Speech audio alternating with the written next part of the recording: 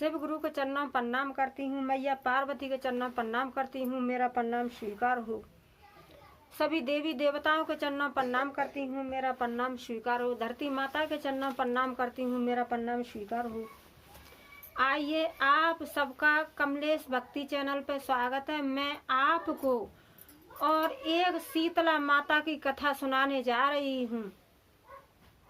और माता जी की कथा, शीतला माता की कथा पूरी ही सुनना चाहिए, आदि नहीं सुनना चाहिए।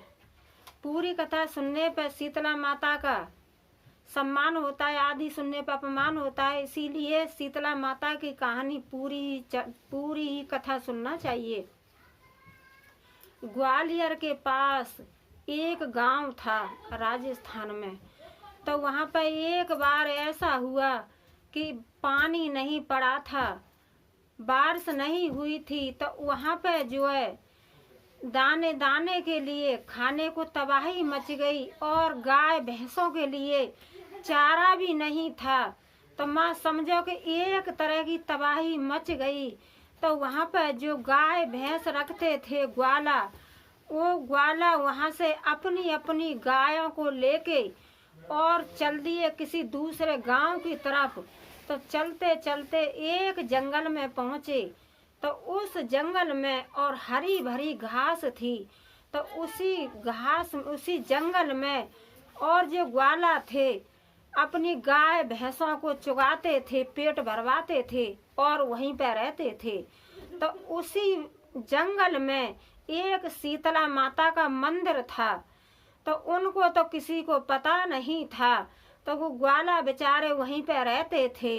तो ग्वाला को तो नहीं पता था कि यहाँ पे कोई मंदिर है। तो वो अपने दिन में तो गाय भैंसों का पेट भरवाते थे और रात में आराम से सोते थे। तो उन्हीं गायों में और एक गाय एक दिन बच्चा दे रही थी। तो शीतला माता, ग्वाला तो सोई रहे रात में। तो जो गाय बच्चा दे रही थी, परेशान हो रही थी। तो शीतला माता उसी ग्वाला के पास आई और ग्वाला से कहने लगी कि हे ग्वाला, तू सो रहा है, तेरी गाय बच्चा दे रही है और गाय तेरी कितनी परेशान है। तो जो ग्वाला था उसका अचानक से नींद खुली और उसने अपनी गायों के पास गया। तो देख रहा था कि सच में ही और गाय बच्चा दे रही है। तो इसी तरीके से जब दूसरा दिन आया तो ग्वाला ने और हाथ जोड़ करके कहा कि हे देवी, आप कौन देवी हो, मुझे परिचय दो, मुझे बताओ। तो शीतला माता और कन्या का एक बुढ़िया का रूप रख के आई और कहने लगी कि मैं एक शीतला माता हूँ, इसी जंगल में रहती हूँ और मेरा एक टूटा फूटा सा मंदिर है, उसी मंदिर में रहती हूँ।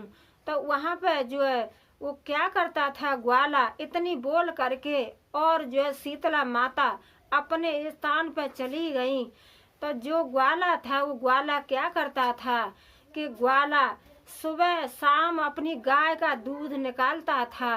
तो 1 लीटर दूध और शीतला माता के ऊपर अर्पित करता था और कहता था कि हे माता, हे मेरी माँ, यहाँ पे तो मैं एक परदेसी हूँ, मुझे नहीं पता है कि यहाँ पे कहाँ शहर है, कहाँ बाजार है, कहाँ तुम्हारा पूजा का सामान मिलता है। और माँ, मुझे तो ये सब आप बताओ। तो मेरे पास तो एक दूध है, तो मैं दूध ही आपको अर्पित करता हूँ। तो फिर जो अगली रात में और शीतला माता आई और शीतला माता ने कहा कि मेरे भक्त ग्वाला, मुझे कुछ नहीं चाहिए और तू बस अपनी गायों का पेट भर और जंगल में आराम से रहे, यहाँ पर कोई भी नहीं आएगा। क्यों कि मैं माँ कभी भी अपने बेटे को कष्ट में नहीं देखती है, मैं तेरी रखवारी हूँ, ये शीतला माता ने कहा। तो एक दिन ग्वाला गया जंगल से बाहर, कोई शहर था, उसी शहर में गया। वहाँ जा कर के और ग्वाला ने वहाँ से एक नारियल खरीदा और गुड़ खरीदा और चना खरीदा। तो वो वहाँ से लेकर के आया। तो फिर शीतला माता के मंदिर में और जो है दूध भी चढ़ाता था और नारियल भी चढ़ाता था और गुड़ और चना भी चढ़ाता था। इसी तरीके से जो है वो चलता रहा, उसी तरीके से समय निकलता रहा। तो 4 महीना ऐसे ही कट गए। जब गर्मी ने के 4 महीना ऐसे ही कट गए तो फिर बारिश आने लगी। तो जो और ग्वाला थे वो सारे ग्वाला कहने लगे कि अब हमारे यहाँ भी बारिश पड़ रही है, तो अब हम इस जंगल से और अपने गांव के पास चलते हैं, क्योंकि बारिश पड़ी है। तो बारिश में अब तो हमारे गांव में भी और गाय भैंसों के लिए चारा हो गया होगा। अब हम अपनी गाय भैंसों को लेकर के जाएंगे। तो जो ग्वाला था वो ग्वाला बेचारा रो रो करके शीतला मैया के मंदिर में रोने लगा और सर टेकने लगा, कहने लगा कि हे माँ, मैं आपको छोड़ करके कैसे जाऊं, हे मेरी माँ, मैं आपको छोड़ करके कैसे जाऊं। इसी तरीके से रो रहा था। तो शीतला माता प्रकट हुई और शीतला माँ प्रकट हुई और माता रानी कहने लगी कि हे ग्वाला, जहाँ तू जाएगा वहाँ मैं भी जाऊंगी, क्यों कि मैंने तेरा दूध पिया है और तू मेरा नारियल से और गुड़ से चना से भोग लगाया है, तूने मुझे खिलाया है, तेरा दूध भी पिया है और तेरा नारियल गुड़ चना भी मैंने खाया है, तो मैं भी तेरे साथ चलूंगी। तो जो ग्वाला था वो कहने लगा कि माँ, मैं आपको लेके कैसे चलूँगा। तो जो शीतला माँ थी वो कहने लगी कि बेटा तू चल और तेरे साथ ही मैं चलूँगी। मैं अपने शेर पर, जो मेरी तो शेर की सवारी है। तो ग्वाला ने क्या किया कि ग्वाला ने और एक छोटी सी डोली बनाई और डोली में बिठा करके और शीतला माता को उस जंगल से अपने घर की तरफ लेके जाने लगे। तो आगे आगे शेर चल रहा था और शीतला मैया उस डोली में बैठी थी।